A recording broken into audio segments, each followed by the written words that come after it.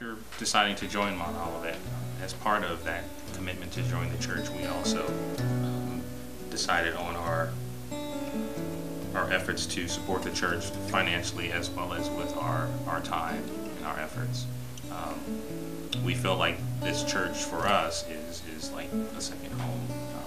We've had many blessings that have come out of our membership in this church, and it's important for us to be able to give back to support the church in any way that we can, whether it be through our gifts or through our service opportunities. But yeah, as a second home, just like your own home, you have to pay the utility bills, and you have to, there's financial requirements that come with that. So it is important, we find, to give back what we can in a financial sense back to the church. Since we joined from a newcomers class, we have turned in a pledge card every year here at Mount Olivet, and like many young families with young children, our giving in the beginning might not have been at the level that we aspire to eventually, but we pledge and we give, and each year we've been able to increase it, incrementally, and we're still on our way to, giving even more, but we do think that it's important to keep giving back. Since our children were benefiting from Sunday school class, we felt it was important to give back in service to that ministry. So both Kevin and I, the first year, volunteered for the 4-year-olds class, and I did that for a year, and then I switched back to Spirit Parents to be a co-leader, and Kevin took over. So I continued on with the being a teacher with the Sunday school classes. We chose to get involved with community assistance because for us it was an easy fit for a family,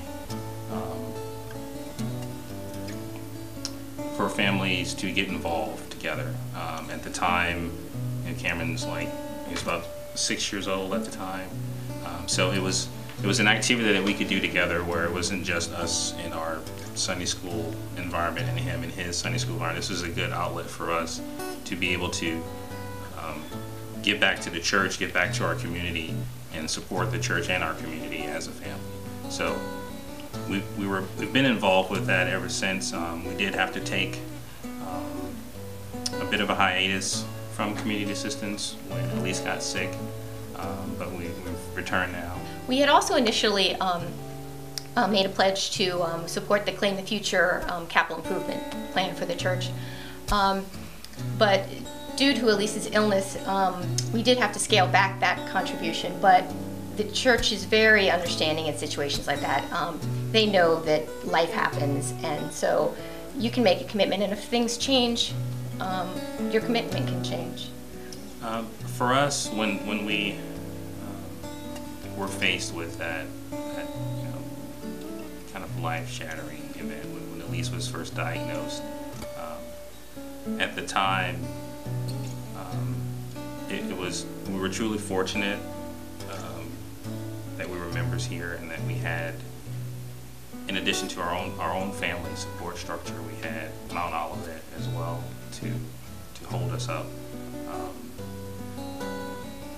Having to go through that year, those 9 or 10 months from the time she was diagnosed to her passing, we felt like Mount Olivet was there with us, every step of the way, supporting us, praying for us. In little things and in big things. Little and big things. Pastor Kevin showing up on her first day of treatment, unexpected, just to support us. People leaving little bags of goodies for both kids at the door, just to know that we were thinking about them, cards, and people volunteering to make us dinner, bring it by the house on the days when they knew I'd be at the hospital most of the day.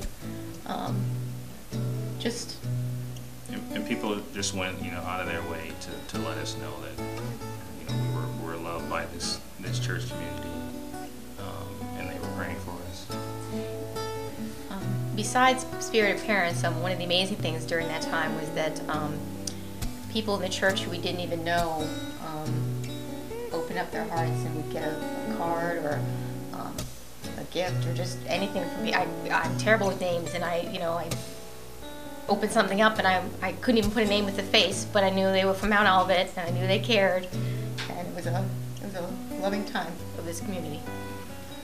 And after her passing, the church has been wonderful in showing us support and in remembering her name. The first Christmas, we got a surprise of coming home to a wreath filled with angel ornaments in her memory. You know, the statue out in the garden in her name has been a wonderful reminder every day coming from the parking lot into the church to see that is wonderful. And the care and the love that was shared with us through the ordeal we had when Elise was sick, it just would not be the same for us to start all over with a new church. So we feel as long as we are in the area that we're going to be members of Mount Olivet. I would say that we found our church home and we plan on staying.